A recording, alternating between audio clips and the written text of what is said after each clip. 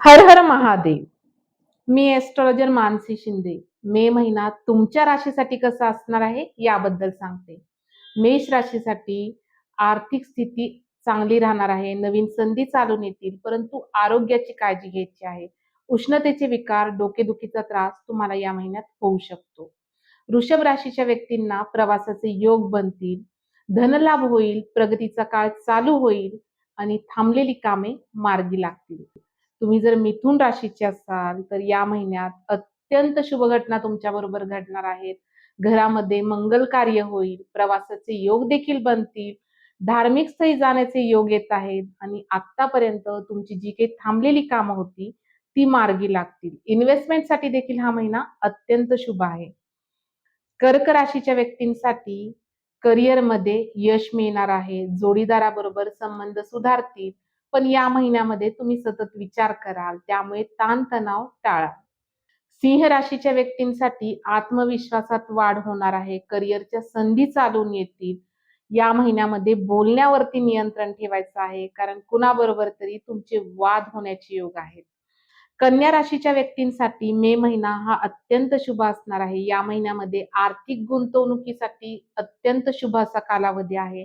आर्थिक गुंतवणूक, नवीन इन्व्हेस्टमेंट किंवा जमीन किंवा घराची खरेदी तुमच्याकडून होणार आहे. प्रवासाचे योग देखील बनत आहेत आणि धार्मिक कार्यामध्ये तुम्ही या महिन्यामध्ये सहभागी व्हाल. तूळ राशीच्या व्यक्तींसाठी मे महिना हा थोडासा बिझी महिना असणार आहे. या महिन्यामध्ये तुमचा कामाचा व्याप हा वाढणार आहे आणि त्याचे परिणाम तुमच्या आरोग्यावरती देखील होतील. त्यामुळे पोटाचे विकार, आरोग्याच्या समस्या तुम्हाला या महिन्यात जाणवू शकतात. वृश्चिक राशीच्या व्यक्तींसाठी मे महिन्यामध्ये तुम्ही जर काही इन्व्हेस्टमेंट किंवा नव्याने काही सुरुवात करणार असाल तर त्यासाठी हा अत्यंत शुभ कालावधी आहे. परंतु या महिन्यामध्ये कोणालाही उधार रक्कम तुम्ही देऊ नका. पैसे अडकण्याचे योग बनू शकतात.